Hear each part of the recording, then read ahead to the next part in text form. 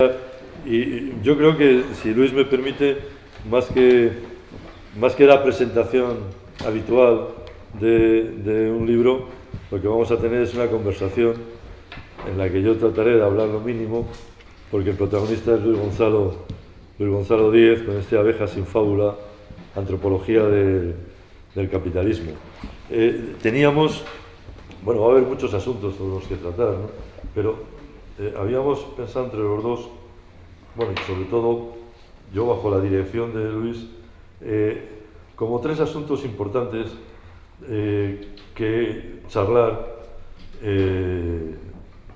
a partir del libro, ¿no? Uno era el neopuritanismo que está asolando la sociedad contemporánea. Otro era el empoderamiento, ¿no? Y otro era el capitalismo de emociones, ¿no? Como que se desarrolla de manera muy completa a lo largo de todo el libro.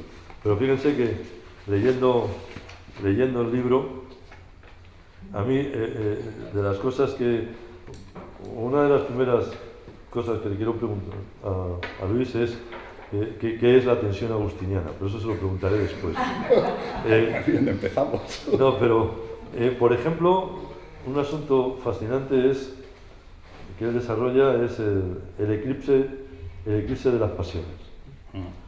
El eclipse de las pasiones en un mundo que se mueve de una manera bastante esquizofrénica, si tú me permites, entre el capitalismo de los intereses y los sentimientos, ¿no? Donde no aparecen ni dudas ni pasiones. Exacto. Yo con la cuestión de las pasiones recordaba una frase de Kierkegaard, maravillosa y peligrosa en estos tiempos, que decía Kierkegaard que quien se pierde por su pasión pierde menos que quien pierde su pasión, que es algo que hoy es un suicidio absoluto, ¿no? Pero fíjense, en las siguientes, bueno, el juego de la paradoja, porque claro, el libro, el título es, como dicen los ingleses, un private joke, ¿no? Es un juego privado con la fábula de las abejas de Mandeville, ¿no? Yo creo que Luis me sugirió que yo estuviera, primero porque es una persona muy generosa, y después porque está completamente pirado. Porque claro, que yo venga a presentar a hablar con él ya es una provocación para ustedes, no para mí. Pero sobre todo porque hubo una edición formidable en el año 97 de Bernard de Mandeville, ¿no?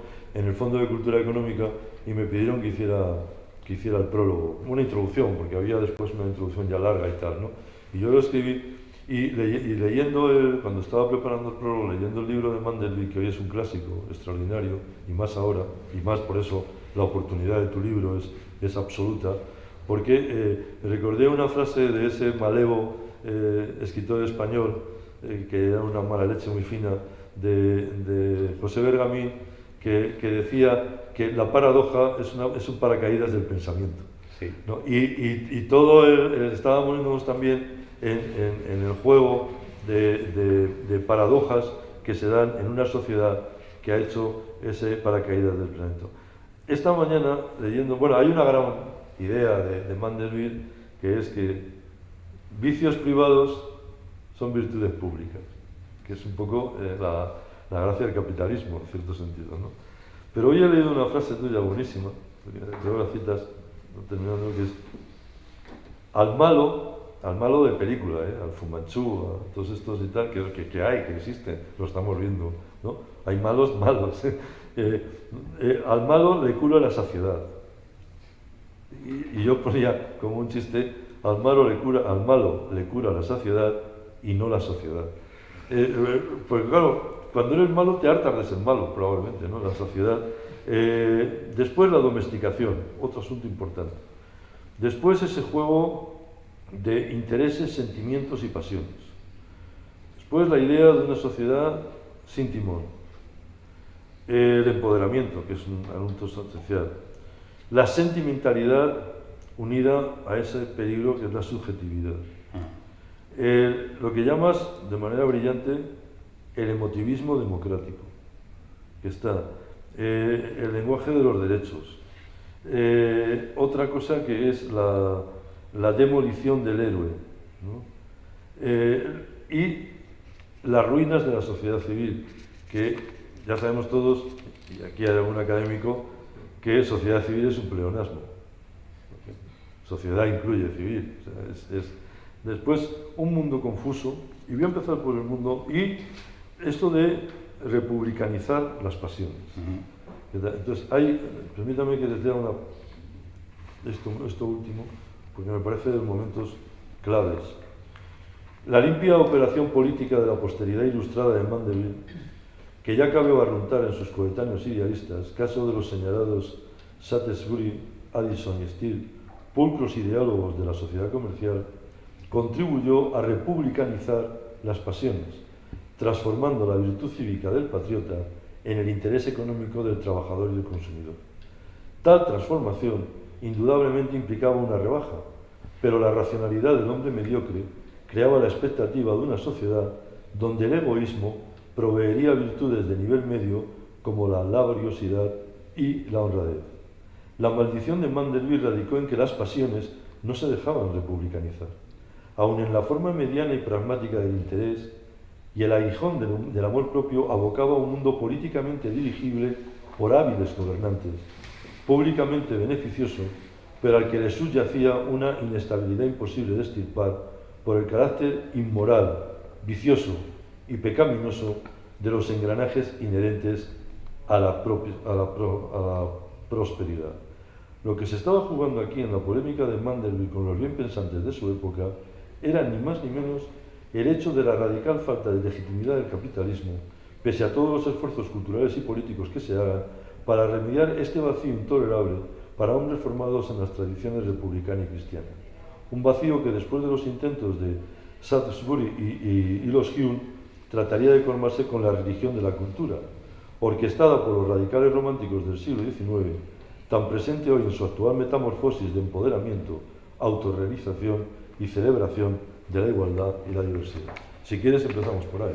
Pues, en fin, nada, yo agradecerles mucho la presencia, sobre todo dar las gracias a Fernando y a la Fundación, que han sido muy generosos, y como profesor universitario que vive en su cueva particular, a Galaxia Gutenberg por la oportunidad de publicar con ellos, porque en el mundo universitario tener una editorial es muy complicado. Entonces yo estoy muy agradecido a Joan Tarrida y a todos los que le acompañan, a Blanca, a Lidia, por haber confiado en mí.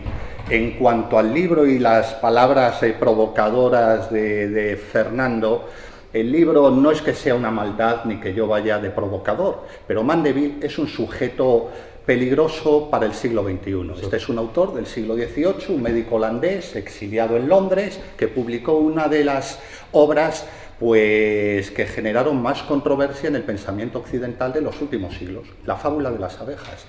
Y la fábula de las abejas, que era una reivindicación jocosa de las pasiones humanas, de lo que él denominaba el panal rumoroso, la redención de los bribones, la fábula de las abejas, a comienzos del siglo XVIII, empieza con un poema, y le fue dando vueltas Mandeville a ese poema. Yo creo que él era un observador de la realidad, como los grandes pensadores ingleses del siglo XVIII, que yo cada vez que los voy conociendo más son más impresionantes. Ellos piensan a través de los ojos, perciben los cambios, perciben lo que es la modernidad, las nuevas formas de comercio, el lujo, el consumo, en esa Inglaterra que sale de las guerras civiles del siglo XVII y que es una primera gran explosión de modernidad. Por tanto, Mandeville tiene algo de contemporáneo en el hecho de que plantea un acertijo. Señores, ante este mundo de lujo, de consumo, hoy diríamos, por hacer el salto que está continuamente en el libro, o sea, utilizar a Mandeville para pensarnos a nosotros mismos, porque con los grandes del pensamiento no hay que tener ningún tipo de limitación, hay que utilizarlos de una manera, digamos, metódica y educada, cortés, siempre a favor del personaje, porque estamos ante un gamberro intelectual, es un tipo infame, vicios privados hacen virtudes públicas. Señor Mandeville, por favor, un poco de decoro. Esto se le dijo en su siglo. Fue perseguido, fue calumniado, fue respondido. La polémica de la Ilustración empieza en Mandeville. David Hume, que es uno de los súper grandes, dijo, a este señor hay que responderle. Rousseau, que es otro de los gigantes del pensamiento, lo leyó. Hay que responder a Mandeville, porque será un gamberro, será un provocador, pero qué inteligencia, qué manera de entender lo que es la civilización capitalista en sus primeros momentos. Yo no estoy diciendo que el mundo de Mandeville sea el nuestro, sería una estupidez, pero algo hay en el pálpito de Mandeville al retratar la sociedad de consumo, el embrión, que dice algo de lo que somos a día de hoy. Y sobre eso también quería apostillar algo y seguimos con la conversación. Pero sobre todo la paradoja o la disyuntiva que plantea Mandeville en una frase genial que la utilizo como cita del libro es, a mí esto me encanta, o prósperos o inocentes. Si quieren prosperidad, disfrútenla, pero olvídense de la transparencia y de la inocencia. Hoy diríamos, olvídense del empoderamiento, de la autorrealización y de ese espejo benefactor en el que nos miramos los ciudadanos democráticos que nos enseñan nuestra mejor versión. Mejor que mirarse al espejo y descubrir a Kennedy, mirarse al espejo y descubrir a Nixon. No, Nixon era un hombre sudoroso, asqueroso, corrupto, la naturaleza humana. Entonces, Mandeville es duro, es un tipo infame, rebaja mucho las expectativas, no le echa, perdonen un poco la salvajada, desodorante al sudor. El sudor viene en bruto y se percibe el aroma. Pero esto es el mundo capitalista y la sociedad capitalista hay que conocerla en sus letrinas. De alguna manera, Mandeville es duro, no es para estómagos delicados. ¿Y todo esto a cuenta de qué?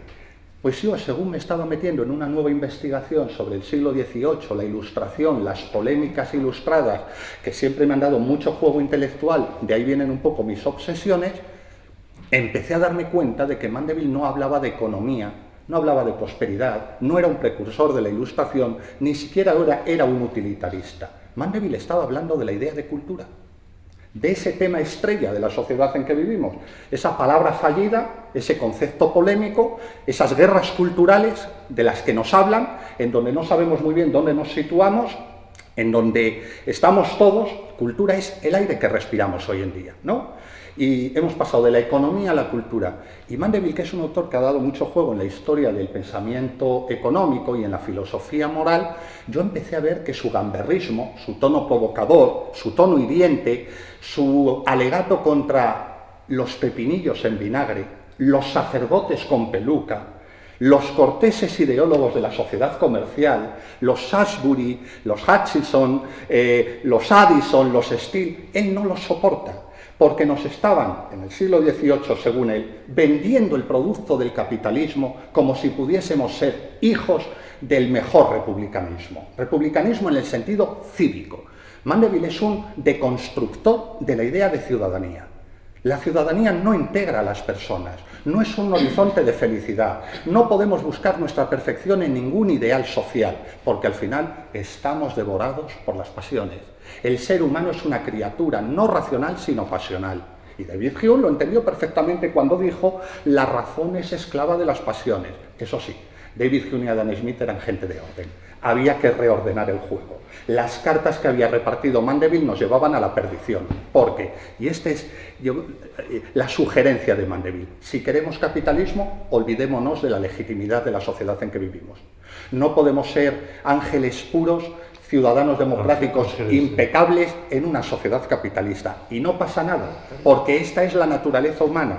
Somos mediocres, somos prosaicos. Nuestro ideal es ahorrar dinero para irnos con la familia a un viaje en el verano al Caribe o a jugarnos los cuartos en Las Vegas, porque todo es posible. Y Mandeville le quita aspereza al argumento moral, rebaja la moral y la ética, siendo de fondo un rigorista, un hijo, un amigo de San Agustín. Sabe que el pecado original nos define. La única virtud es la que se basa en la renuncia.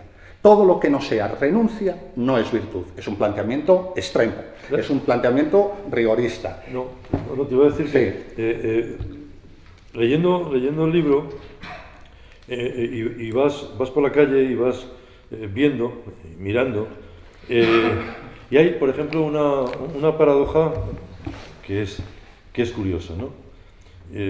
Que es, entrando en toda la idea que acabas de plantear, primero la gran frase de Guillermo Cabrera Infante de que las utopías terminan en etiopías. Generalmente, ¿no? Después que vivimos en una sociedad anestesiada, bastante anestesiada por la falta de pasiones, y que al mismo tiempo queremos hacer lo imposible, efectivamente.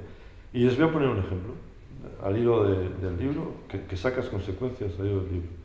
Una ciudad. Bueno, si quieres aire puro, oye, y España está bastante vacía, vete al campo. La ciudad no va a ser nunca un sitio de aire puro. Es decir, ¿por qué? Porque tiene que haber ambulancias, tiene que haber... O sea, si quieres tener centros de salud al lado o cerca, con grandes infraestructuras, tiene que ser una gran infraestructura la que englobe todo eso. Entonces te das cuenta, efectivamente, es que lo clavas, ¿no? Esa, no ya contradicción, sino esa esquizofrenia que se vive y que Mandeville en el embrión lo clava. Claro, es que sacar las consecuencias también personales. Yo soy el lector, oye, yo lo que les pongo es un Mandeville muy provocador, que yo llevo un terreno, como me decía un amigo, entre el trabajo académico y lo panfletario. Yo reconozco que es un riesgo, es un género híbrido que puede gustar o no puede gustar, porque hay un autor que está opinando a través, con un personaje interpuesto, que es Mandeville. Yo en eso me he dejado llevar, me he dado un poco de cancha libre, porque en el fondo yo es que he empatizado con este hombre. Para mí ha tenido un efecto liberador personal, que es lo que también me gustaría dejar claro, porque si no puede parecer que esto es algo delirante, en el sentido de que yo estoy un poco, no narcotizado, pero apesadumbrado por esta idea asfixiante de la cultura en que nos movemos hoy en día como reino de gracia, como república de los santos. No cultura en el sentido, digamos, libresco o cultura literaria. Me refiero a la cultura como el aire que respiramos. Antes había luchas de clases y ahora hay guerras culturales, guerras de identidades, proyectos de autentificación de uno mismo, búsqueda de un oasis en la democracia. Entonces todo tiene una pátina cultural, todo tiene un pedigrí cultural, todo tiene que estar, ¿cómo decirlo?, codificado en ese lenguaje de la transparencia. Hay un bellísimo libro sobre Rousseau, La transparencia o el obstáculo. Somos hijos de Rousseau, en el sentido de que no queremos obstáculos, queremos la transparencia. Aquí, ahora, ya, de manera inmediata. No ya el goce, no ya el placer, sino el sentirnos a gusto con el proyecto de persona que representamos. Y que los demás lo acojan, y que nos mimen, y que nos lo reconozcan. No tengo nada contra eso. Creo que ahí hay bienes que el progreso nos ha entregado, por los que hemos luchado, y bienvenidos sean. Pero la idea del libro es que esto se nos puede ir de las manos, en el sentido de un idealismo un tanto santurrón y absolutamente banal y absolutamente simplificador, y ahí está Mandeville, de la complejidad humana. Y eso en el libro está retratado con un juego lingüístico entre pasiones, sentimientos e intereses. Yo creo que hoy en día el capitalismo y la democracia nos permite hablar de sentimientos y de intereses. Y todos lo entendemos, no hago una disquisición académica sobre esto, en el sentido casi vulgar del término. Intereses, lo que permite negociar a dos personas que tienen puntos de vista diferentes. Los intereses son seguros y previsibles. Tú con un fanático no puedes negociar, pero si conoces los intereses de la persona que está enfrente de ti, hay una negociación posible. Por tanto, los intereses los entendemos. ¿Y qué decir de los sentimientos? El sentimentalismo tóxico en el que, desde mi punto de vista, estamos instalados, o el emotivismo democrático. Los sentimientos son innegociables, son intocables. Una persona se siente de esta manera y ahí se acabó el debate. Los sentimientos son puros y auténticos, es decir, intereses que suenan a capitalismo prosaico y sentimientos que suenan a cultura salvífica, en el fondo apuntan a lo mismo: el empoderamiento personal, el goce de uno mismo, la subjetividad libérrima y desatada en el buen y en el mal sentido. Y en esto viene Mandeville y me lo encuentro. Y claro, La fábula de las abejas es una obra donde no se habla de sentimientos ni de intereses, ni de empoderamiento, ni alumbra una idea salvífica de la cultura. Habla de las pasiones, y yo creo que las pasiones hoy en día están olvidadas. En una sociedad que ha perdido el sentido de las pasiones, que están en el pensamiento occidental, que tienen ese punto diabólico, que los grandes autores de la modernidad sabían que había que lidiar con ellas. Las pasiones son confusas y paradójicas. Sí. Lo dices aquí, Las pasiones son buenas, dice Descartes, porque dan cauce a nuestras inclinaciones naturales. Y sin que una cosa esté en contradicción con la otra, reflejan la confusión del alma cuando se enfrenta a los límites de su poder ante la avasalladora y arrolladora presencia del cuerpo en sus pensamientos. Estos pueden ser acciones, pero también pasiones. Y en estas últimas, el hombre se topa con la irresoluble ambigüedad de su dualismo, que une alma y cuerpo en la glándula pineal y origina en la primera el reconocimiento de que existe un mundo confuso, contradictorio y paradójico, más allá de las ideas claras y distintas. Es que Descartes, que en fin, estamos hablando de gente que interesa leer y da mucho juego. Descartes no es solo el racionalista, que es, yo, vamos, no soy un experto en Descartes, es el autor de Las pasiones del alma. Tiene una visión, junto con su idea racionalista del hombre, una visión pasional. Todo lo que no es acción es pasión. Descartes defiende a la razón, pero sabe que las pasiones están en el hombre común. Hay una moral de la generosidad que es para los espíritus excelsos, pero para los plebeyos, que somos todos en una sociedad capitalista, lo que nos quedan son las pasiones. Con Descartes empieza la reflexión moderna sobre las pasiones, que tiene antecedentes en el cristianismo, en San Agustín. Y ese mundo de reflexión sobre las pasiones a mí siempre me conduce al derecho que deberíamos tener todos a estar confundidos con lo que somos. Al derecho que tienen mis hijos a desear y no desear la misma cosa al mismo tiempo. A mí me asombran los chavales, desean la misma cosa y no la desean al mismo tiempo. ¿Por qué? Porque están en manos, como diría Descartes, de los espíritus animales, que salen del cuerpo y les ocupan el alma. Pero ¿a quién no le ocupa el alma sus espíritus animales? Sus pasiones, los elementos incontrolables de su conducta. Ese dualismo cartesiano es tremendamente sano. La convivencia de alma y cuerpo no sé si existe, no sé si hay un alma y un cuerpo, ahora se dice mucho que solo hay cuerpo, pero yo creo que como hipótesis del ser humano el dualismo cartesiano merece la pena. No sé si será cierto, pero nos hace reparar en un planteamiento complejo de lo que somos. Por un lado, seres que se pueden empoderar a través de la razón o del sentimiento y de los intereses, diríamos hoy en día, o seres que están en manos de los aspectos incontrolables de su conducta.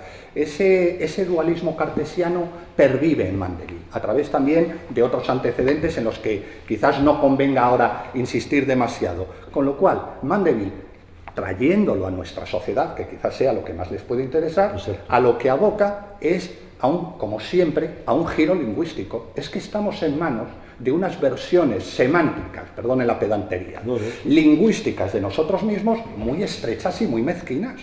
Sentimientos e intereses, perfecto. Los sentimientos son puros y auténticos, vale. Los intereses son seguros y previsibles. Pero ya no hablamos de pasiones, hablamos de pasión, como algo motivante. Cuando tú quieres elogiar a una persona, dices ¿cuánta pasión hay en su trabajo? Ese uso está hoy en día en la sociedad. O la pasión en su sentido amoroso. Ese uso está también en la sociedad. Pero ¿dónde están las pasiones? Hay pasión, cuando queremos decir comportamiento motivado, qué enamorado está. Pero no hay pasiones, porque las pasiones, como otros aspectos de la sociedad en que vivimos, no me voy a poner lúgubre y sombrío, la muerte, el suicidio, la enfermedad, están descartadas. ¿Por qué las hemos descartado? Ocultar la muerte, por ejemplo. Por ejemplo, ocultar la muerte, eso es algo que una sociedad al final va a pagar muy duramente.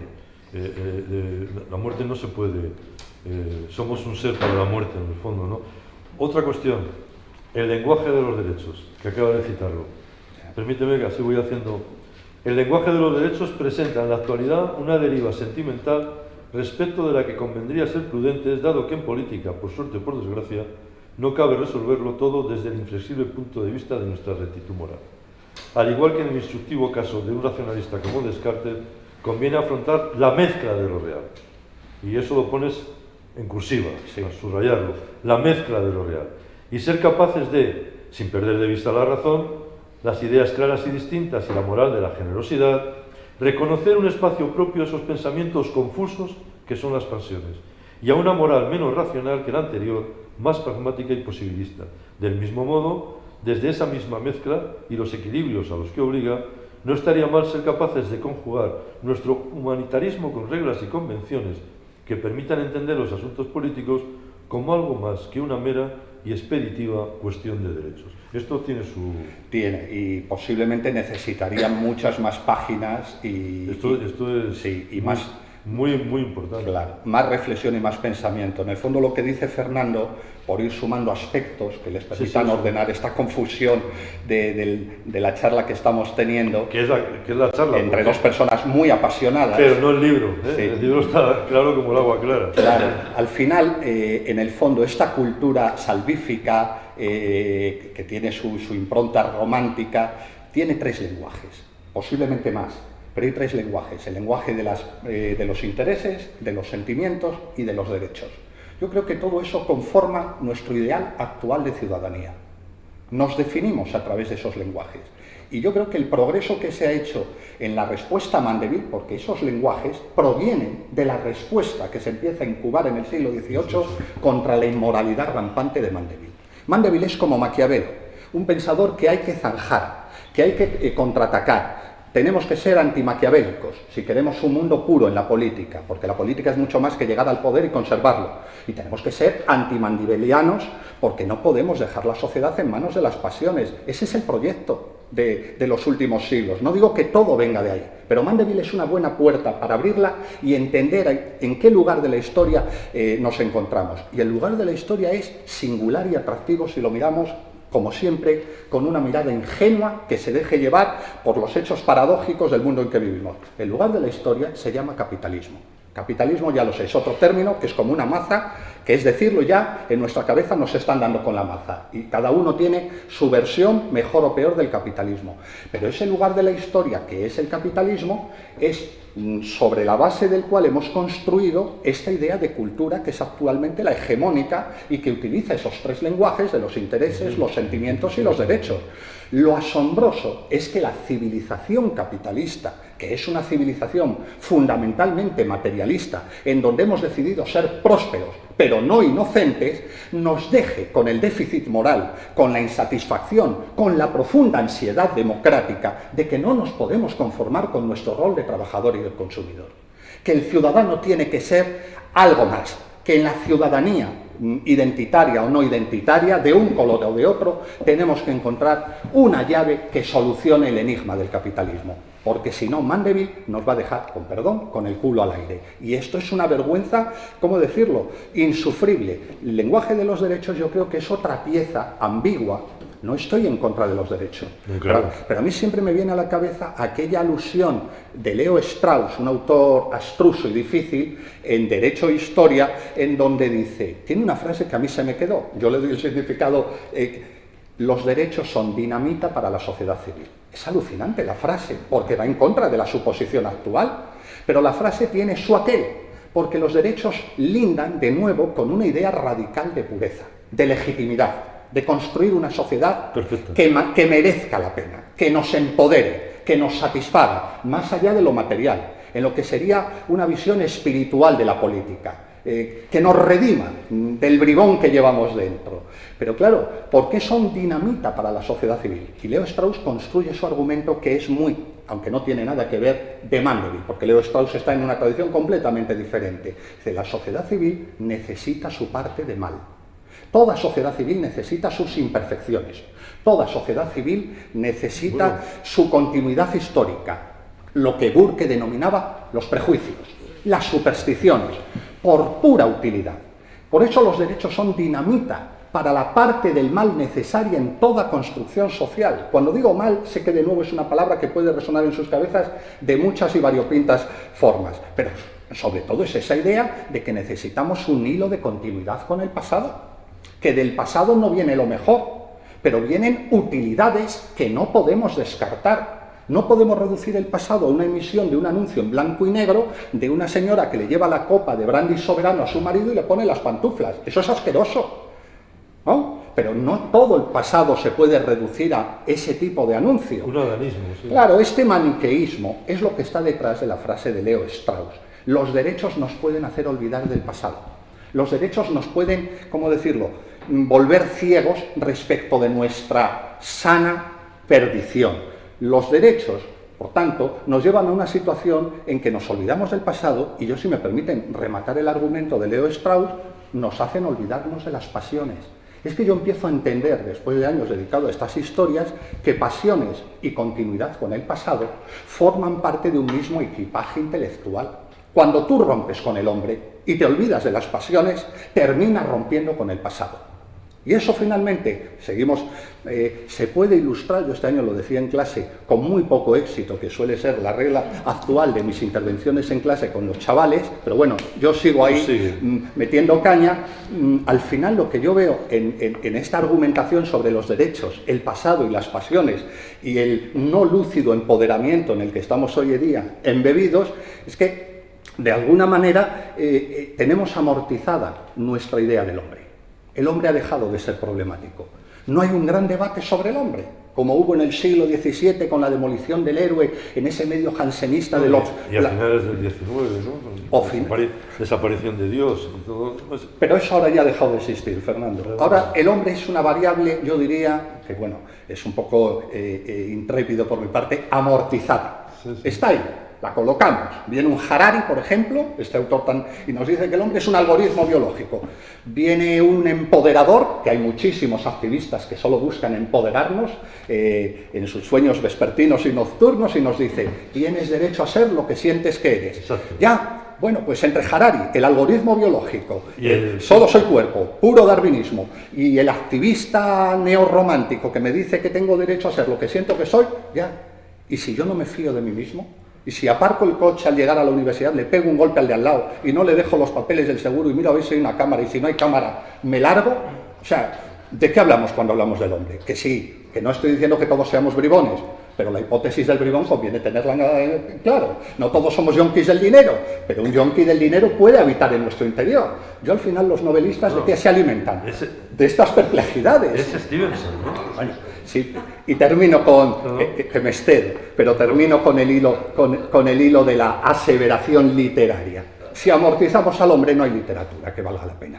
Y si amortizamos al hombre, la sociedad no se infla, se desinfla. Hemos amortizado de tal calibre al hombre que hemos vuelto. Miren, había un chiste en la Polonia comunista muy divertido, que era en un autobús, estaba el conductor y iban subiendo los pasajeros. Y el conductor les iba diciendo, por favor, avancen hacia atrás. Hay momentos en la historia que avanzamos hacia atrás. Nosotros, lo que pasa es que nosotros, los que hemos nacido inmediatamente después de la Segunda Guerra Mundial, y en Europa sobre todo, lo único que hemos conocido ha sido esto. Progreso material, fundamentalmente, después de la dictadura además, progreso político, y claro, y las libertades de los que hemos vivido en el Madrid de los años 80, esto nos causa ahora pavor, todo lo que estamos viendo y todo lo que se está persiguiendo, ¿no? Esto que entronca con el neopuritanismo, ¿no? Porque cuando pensábamos que habíamos vencido el puritanismo tradicional de curas y demás ralea, nos vienen por detrás. ¿Sabes? Dicen, no, pero si vosotros estáis los que estábamos todos desde la Ilustración defendiendo la libertad de expresión y defendiendo que aquí cada uno se cague en lo que se tenga que cagar y punto. Y ahora nos decís que esto no puede ser. Y nos lo dicen desde un lado que ha sido el lado que ha movido precisamente desde la Ilustración o desde la Revolución Francesa casi ese progreso de la sociedad. Y entonces es verdad que vivimos tiempos turbios, raros, y si me permitís, al hilo también del libro de Luis, y ridículos. Porque el ridículo actual es patético. Eso... Y vamos al neopuritanismo, ¿no? Sí, no, yo me acordaba ahora cuando estabas hablando de esto, que es la entrada a lo mejor en otra dimensión, de Pinilla de las Heras. En España tenemos intelectuales, bueno, poco conocidos, que son grandísimos. Este hombre publicó su autobiografía, es un sociólogo que dedicó muchos estudios a la burguesía en el franquismo, y tiene un libro precioso de memorias, cuando estaba ya muy malo, en un piso en Barcelona, aislado, La memoria inquieta. Y hablando del neocatolicismo, de los tiempos duros del franquismo, decía, de la burguesía apodíctica con la que él definía esa clase para él repugnante que había traicionado los ideales de la Segunda República, de ilustración, de conocimiento, etc. Y tiene una frase, Pinilla de las Heras, que no hemos salido de ella, y no digo que vivamos en tiempos nacional católicos de otra manera, pero dice, ¿qué país? Mucha moral y poca ética.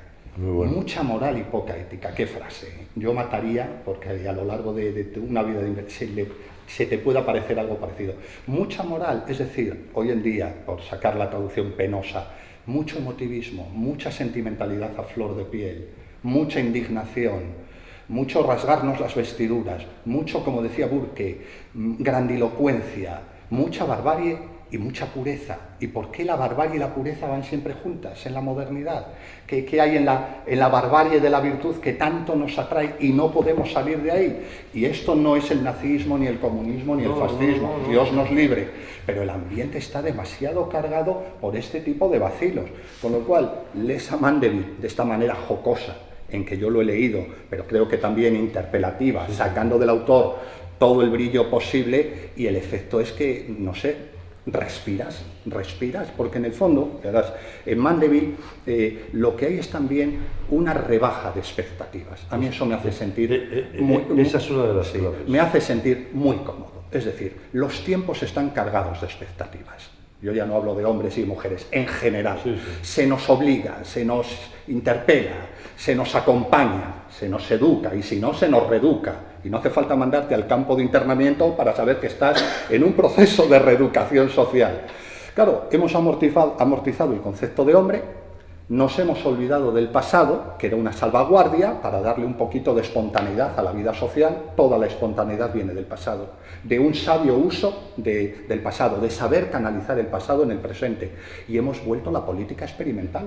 Hoy la experimentación, que me perdonen los literatos, no está en la literatura, está en la política, lo cual es horroroso. Por Dios, los políticos que no experimenten, que experimenten los poetas, los literatos, los cineastas. El otro día decía Almodóvar, fíjense, Almodóvar, que es quien representa en este país parte de lo que es el progresismo y demás, defendiendo a Hitchcock y la mala baba de Hitchcock y los delitos mentales de Hitchcock como un camino a la grandeza cinematográfica. Tiene que salir Almodóvar para recordarnos lo básico, que una cosa es, no sé, el comportamiento cívico cordial que todos podemos defender, y otra un espacio absolutamente abierto de experimentación. ¿O es que las grandes creaciones artísticas no tienen que ver con los delitos mentales que cometemos contra nuestros animales de compañía? Pues esos delitos forman parte de lo que es la mejor literatura. Esto es provocador o no, pero Mandeville en el fondo ayuda. Termino con esa vez, que no se me vaya la idea, porque esa idea a mí sí me gustó y me relajó. Mandeville a mí me relajó. Es un mercantilista zafio, es un tipo infame, es un gamberro intelectual, pero relaja, porque es listo, es inteligente, va contra los puritanos de antes, de hoy y de después. Sacerdotes con peluca, pepinillos en vinagre. Así está Mandeville con los Atesbury y compañía. Entonces, al final, Mandeville lo que está haciendo no es ni más ni menos, si yo lo he llegado a comprender bien, que un manifiesto contracultural para tiempos de mucha moral y poca ética. Es decir, Mandeville es un punky. Claro, a mí me encanta el cine de los años 70. ¿Han visto qué cine más punky? Contra las instituciones, incluido Harry el Sucio. Pues Mandeville es el punky de su momento. Pero es que necesitamos ese tipo de alegato, porque en el fondo él va contra la idea salvífica de cultura, va contra la idea de que el capitalismo tenga un principio de legitimidad, y a lo que nos aboca es al mejor anticapitalismo posible: saber ser feliz en la prosperidad, sin mala conciencia, sin malos humos, reconciliándonos con nuestra perdición. Y ahí hay un elemento dentro de un planteamiento mercantilista duro, porque Mandeville piensa en términos de Estado, de necesidades del Estado, de utilidades públicas. No hay derechos naturales subjetivos, el hombre es lo que es, pero leído hoy en día lo que notas es que Mandeville está rebajando. Si Mandeville levantase la cabeza y nos mirase, nos diría: quitaros la peluca, por Dios, dejar de ser pepinillos en vinagre, hacer lo que hacéis sin pensar mal por lo que estáis haciendo, porque hacéis algo y vosotros mismos tenéis como un genio maligno, Descartes, que os está persiguiendo y arañando. Relajaros de una vez. Si habéis dado el salto de la inocencia a la prosperidad, ¿por qué no termináis de saber vivir a gusto en la prosperidad? Esto no significa que todo valga, que todo esté permitido. Claro. No es ese el mensaje de Mandeville. El mensaje yo ya no lo voy a sacar, el mensaje en la botella es otro. Pero hombre, respecto de tantos activistas que hoy en día nos rodean, nos persiguen y nos acosan, Mandeville es un sujeto muy recomendable. Entonces... Nunca, por lo menos en los 40 años más brillantes de la vida española, que han sido estos últimos 40 años, extraordinarios en muchos sentidos, de estabilidad institucional, de desarrollo económico, de libertad de expresión. Nunca habías, como estás diciendo, llegas, ¿cómo deciros? Llegas a pensar que la confusión, que tengamos tantas normas para nuestra vida íntima. Es decir, había un anuncio de la Dirección General de Tráfico, que todos queremos tanto, que ponía algo que era maravilloso, literariamente, ¿no? Porque era ya el colmo, ¿no? Ya no se puede decir otra cosa. Fijaros, no podemos conducir por ti. Es la leche. No es ninguna broma, Es ya, o sea, el colocar al ciudadano, porque he leído, uno es filólogo, ¿no? Entonces esto del comentario de texto siempre es muy agradable, pero leído así, es decir, tú eres un ser inferior, que te vas a dar una leche y vas a aceptar, y es una lástima que yo, un ser superior, no pueda conducir por ti, ¿no? Porque si yo condujera por ti, pues no habría accidentes, no habría velocidades máximas y sería un mundo digno de Wells, perfectamente perfecto, ¿no? O sea, pero no podemos conducir por ti. Y después todas las normas. Ahora vas por la calle y permitidme el taco, pero vas acojonado. Dices, a ver si me voy a equivocar, hay 1000 protocolos, hay 1000 formas de cosas que parecen cotidianas, que tienes que pensarlas 2 veces, porque, y no te quiero decir, tú y yo dando clase. O sea, ¿cómo tienes que estar en clase? Tienes que tener un manual de todo lo que se puede decir y lo que no se puede decir. Sí, hay que tener cuidado. Os voy a contar solamente un dato que cuenta un colega de Luis Mateo, que es Darío Villanueva, en su libro Morderse la lengua, que es un título formidable, ¿no?, para lo que está pasando. Y cuenta el caso de un profesor español en una universidad norteamericana que se terminó suicidando por un problema de cancelación. Y era sencillamente porque tenía un alumno que era un poco vagueras, digamos, y un día él, ya un poco caliente también, le dice, traduciendo, deja ya de tocarte los huevos. Y el alumno lo denunció como acoso a la dirección. Bueno, hay una novela de Philip Roth, La mancha humana, que han leído ustedes, ¿no? Y se le montó un expediente, se le aisló, se le canceló, nadie es un héroe, se deprimió, se sintió que su vida no tenía ya sentido, que toda su carrera estaba acabada, que no podía ir a ningún sitio, y hay gente más fuerte y gente más débil, y este hombre se suicidó. Pero ¿qué pensar de una sociedad, como cuenta Darío en su libro, que si tú estás hablando en clase, bueno, lo tuyo que estás diciendo hoy en Estados Unidos, vamos, es que sales así, pero que si estás creando una cierta ansiedad filosófica o moral o ética a los alumnos, el alumno puede salir y tienen unas salas de relajación con pelotitas de goma y muñequitos para relajarse, porque lo que está diciendo el profesor les puede alterar psicológicamente. Cuando la universidad, la gran batalla, la gran labor de la universidad es alterarnos psicológicamente. Vamos a la universidad a que nos alteren psicológicamente. Así debería ser, así debería ser. Bueno, yo sobre Mandeville, capitalismos y demás... Bueno, oye, lo del capitalismo, sí, esto que teníamos aquí apuntado los dos, capitalismo de emociones. Sí, es eso. Ese es un término de Eva Iluz, creo que es una autora muy interesante, pero que termina sus libros siempre haciendo un pase de pecho. Es decir, después de hacer una reconsideración emocional subjetiva de lo que es el capitalismo actual, al final tiene que enseñar la patita para criticar al capitalismo. Yo con esto lo que les quiero decir es que del capitalismo yo no puedo decir nada, no es mi tarea ni mi función. Exacto. Mi función era vérmelas con Mandeville, disfrutar con Mandeville y meterme en el túnel oscuro al que me ha llevado este autor, del cual sacas ejemplos como el que acaba de poner Fernando. Pero hombre, yo sobre el capitalismo, que es un concepto ya solo nombrarlo que se nos cae encima, la única precisión que haría, que el capitalismo actual, lo que se denomina turbocapitalismo, capitalismo de emociones, es que somos hijos, de una manera o de otra, yo creo, hijos desafortunados de la tradición marxista. Tiene muchas derivas, la tradición marxista, sí, la tradición socialista. Y hay yo cuando explico a Marx, es un autor que me cuesta, no sé cómo explicárselo a los alumnos. Mandeville, Hume, tienen un concepto del hombre. Es más, entras en la antropología filosófica.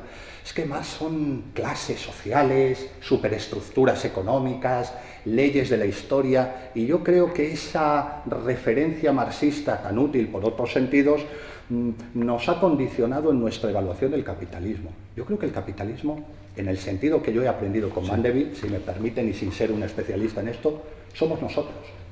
El capitalismo está interiorizado. El capitalismo lo llevamos dentro. El capitalismo es nuestro temperamento, nuestros deseos. Y eso no nos tiene que llevar a la desilusión, al sentimiento de alienación ni a la cosificación. Hay un autor maravilloso, Edgar Morin, que fue un viejo comunista, que tiene una autocrítica de su periodo stalinista, donde dice dos cosas que a ver si logro iluminar lo que yo les quiero decir. Lo primero que dice es: ya me valdría a mí, viejo stalinista, haber sido menos hombre de iglesia y más un francotirador. Vivan los francotiradores como Mandeville. Edgar Morin, en un siglo de iglesias, como el siglo XX, de perdición, pues hizo ese camino.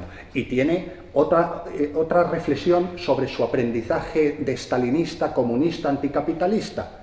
Esto de la alienación y la cosificación que a todos nos da tanto miedo, son términos de la retórica, de la vieja retórica hegeliana de Marx, pero ¿qué es el hombre sino un ser que se deja alienar? ¿Qué es leer una novela sino alienarte?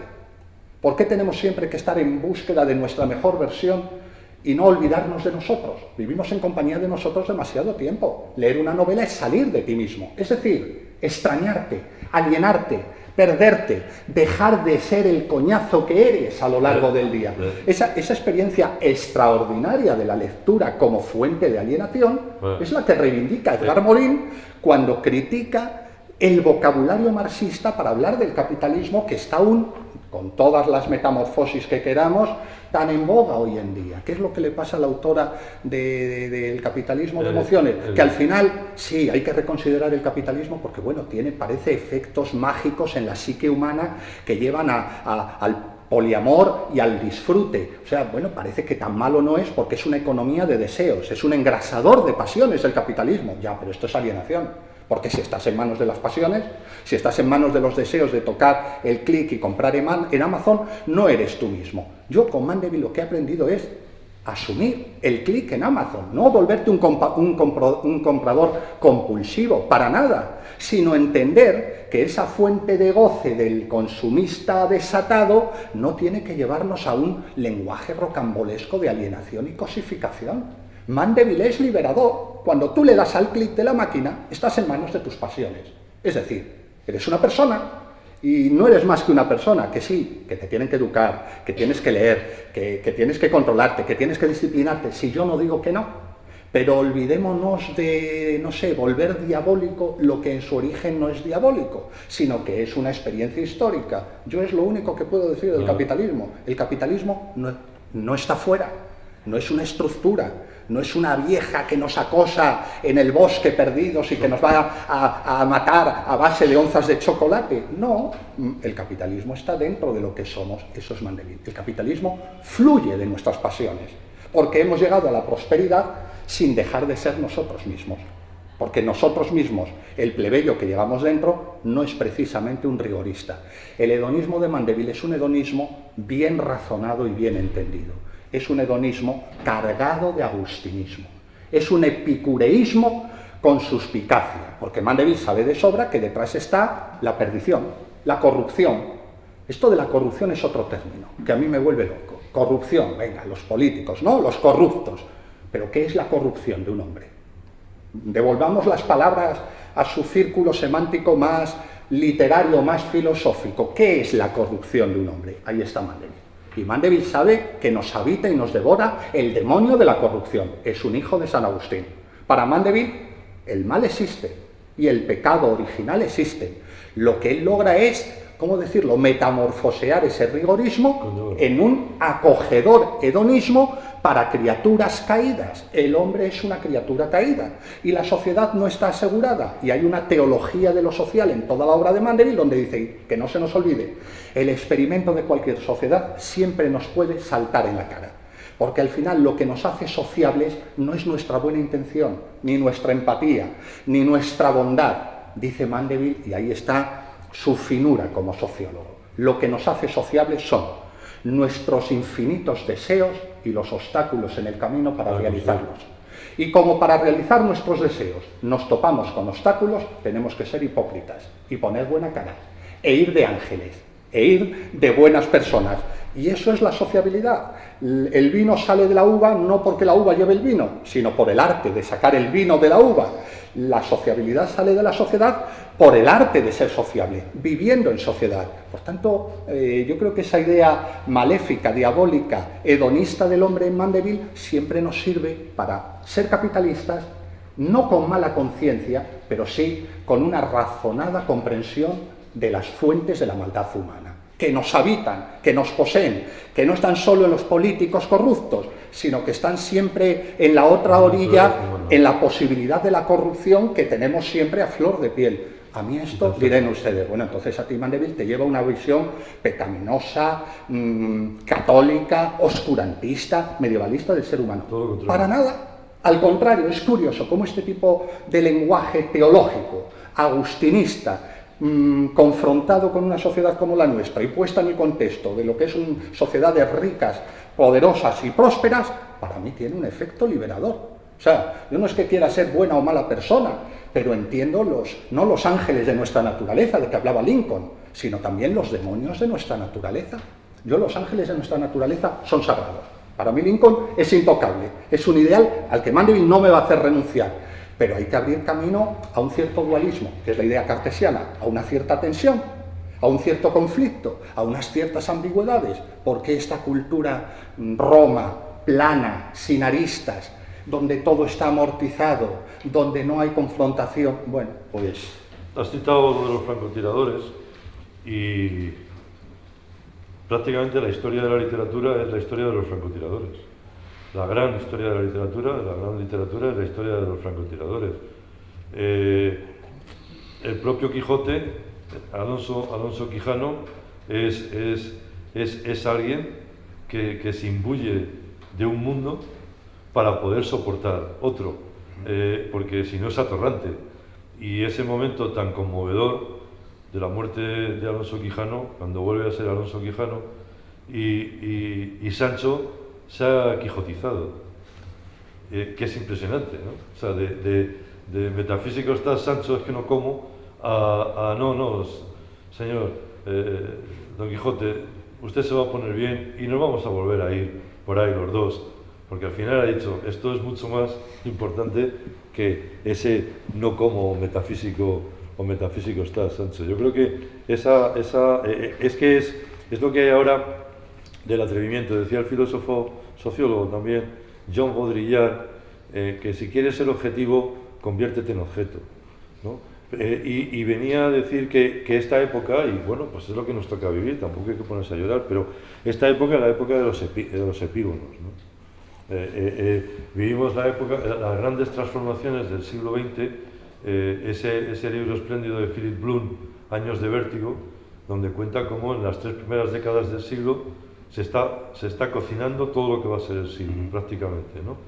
La velocidad, los cambios de vida, el cine que va a transformar el imaginario colectivo, el aeroplano que va a romper el tiempo y el espacio y sobre todo las costumbres. Es decir, eso se está gestando ahí y después se va a desarrollar, ¿no? Y sobre todo los movimientos literarios, ¿no?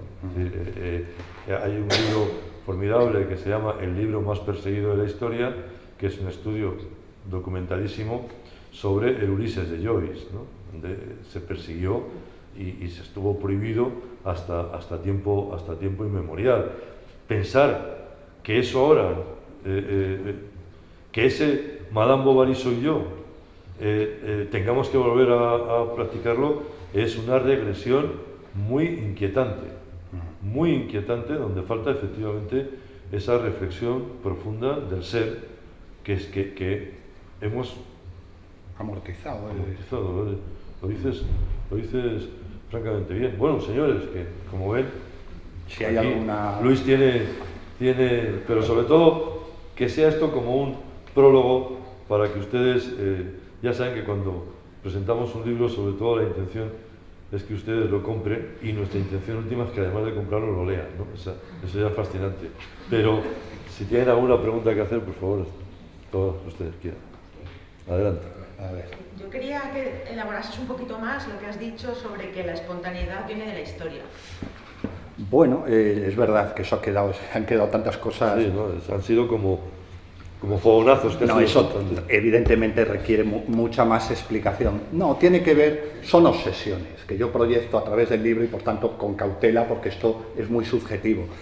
Yo lo que veo, por ejemplo, en la igualdad, el valor de la igualdad, que es otro de los lugares sacramentales de obligado cumplimiento de nuestra sociedad, la igualdad tiene algo de derecho que es dinamita para la sociedad civil, en el sentido en que yo he intentado definir eso, que si no, no se entiende. Yo defino las cosas un poco atrabilladamente. Pero claro, el tema hoy en día de la igualdad que tiene que ver con esto, yo creo que nos ha generado a todos una sensación jovesiana de sospecha. Sí, claro. ¿Por qué una sociedad de igualdad nos hace estar a todos tan en estado de alerta? Yo me lo pregunto. Es decir, y no quiero poner el ejemplo que todos tenemos en la cabeza porque entonces esto ya se estropea, exacto, pero la igualdad debería ser un mundo, no sé, espontáneo, natural, transparente, empoderador en el mejor sentido. Pero ¿por qué estas sociedades de la desigualdad están tan mal trabadas? ¿Por qué son tan tensas? ¿Por qué nos generan tanta ansiedad y tanta desconfianza jovesiana? El hombre es un lobo para el hombre. Pues ahora no hace falta irse al estado de naturaleza. Ahora, en la propia sociedad civil, el hombre es un lobo para el hombre en este sentido cultural de la sospecha, de la ansiedad, del miedo al otro. ¿Por qué las relaciones hoy en día parece que tienen que estar pautadas por el consentimiento, por una racionalización absoluta? Te autorizo a que te relaciones conmigo. No quiero poner el ejemplo más concreto. Es decir, ¿por qué la desigualdad nos hace o nos ha vuelto tan pesimistas? ¿Por qué hay un pesimismo de la igualdad en sociedades democráticas como la nuestra?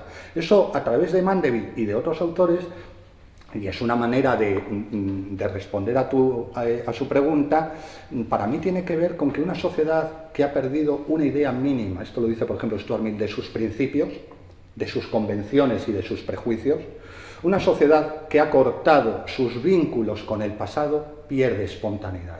Porque del pasado vienen cosas que deberíamos asumir en nuestras relaciones sociales sin reflexionarlas, dándolas por hecho. ¿Que hay que mejorar el pasado? Por supuesto, que nadie piense que... No, claro que hay que... Pero ¿por qué hay que acabar con el pasado? Porque a veces se nos va la mano en las reformas. Y el problema de todo lo que hemos venido diciendo es muy sencillo. Las reformas... Esto ya lo decía Stuart Mill en su libro sobre Coleridge.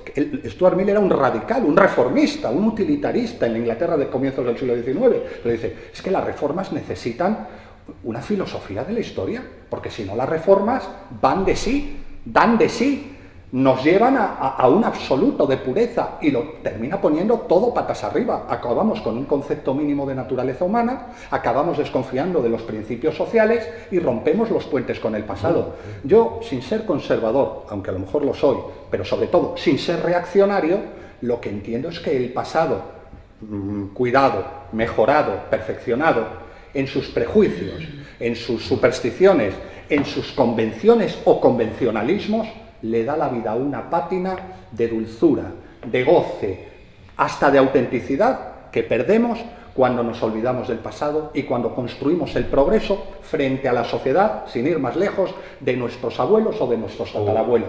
Esto no es defender la España vacía o la España de la Edad Media de los años 40 en un pueblo de la montaña de León. Es simplemente decir que nos hemos vuelto locos con los derechos. Y otro elemento, si sirve, que es algo que está ocurriendo y que es, desde el punto de vista historiográfico, una cosa brutal.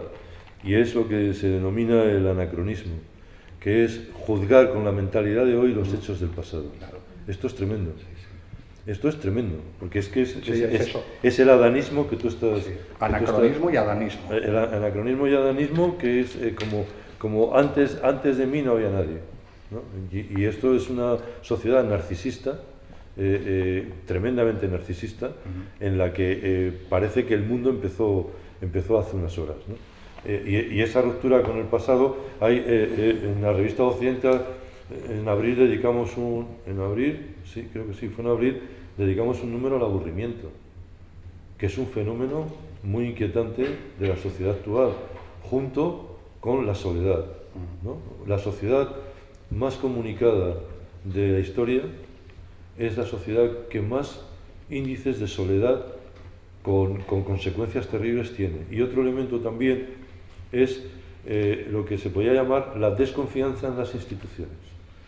Desde principios del siglo XXI hemos tenido, cada gran cuerpo de institución ha tenido una crisis tremenda que ha llevado a la desconfianza hacia ella, ¿no? Por eso nada es casual. Empezamos, ¿no? 2001, las Torres Gemelas, desconfianza hacia la seguridad.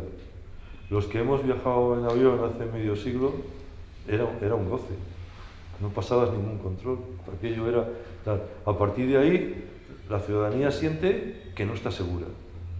Y esto es una crisis notable.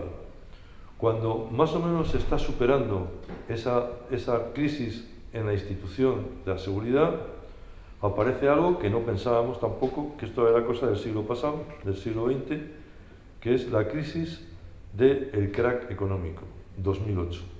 Y algo que pensábamos que tampoco podía pasarnos, nos pasa.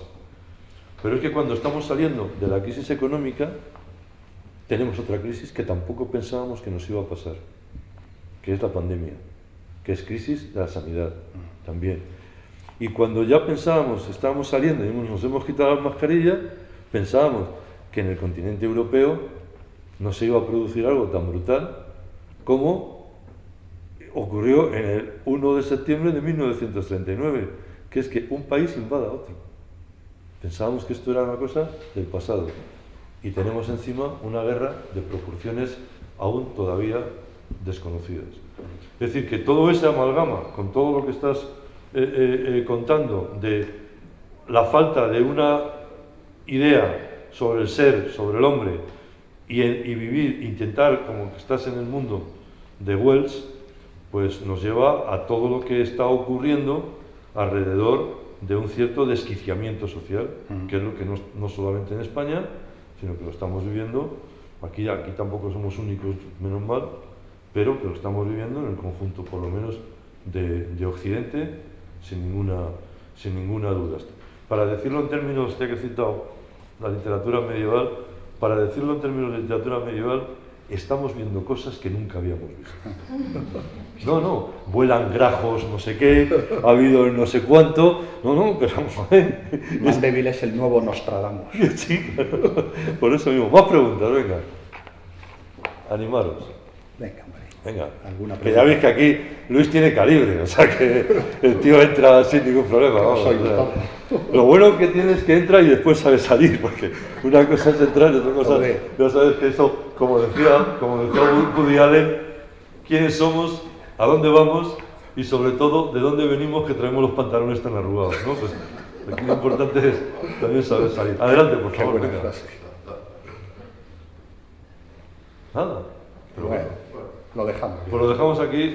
No, por favor, quiero porque claro, a mí una de las cosas que más el título me pareció formidable, y leyendo el libro estaba buscando decir a ver dónde este tío nos coloca el título, ¿no? Porque, claro, las emociones no son confusas ni contradictorias, sino claras y distintas. El hombre sentimental se autorrealiza emocionalmente como sujeto político.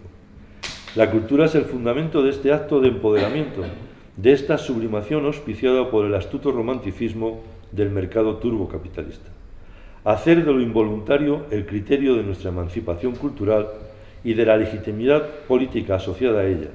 Forzar las cosas hasta el extremo de diluir las pasiones como abejas sin fábula, indoloras e insípidas, y convertirlas en motores del yo es su acepción más libre y auténtica. Promueve una antropología sin aristas ni ambigüedades, esquemática y simplificada, en las antípodas de la tensión detectable en la especulación de Descartes. Y si quieren saber la pregunta que le hacía a Luis al principio, que después ya no lo he hecho, ¿qué es la tensión agustiniana? Lean el libro. Muchas gracias. Muchas gracias.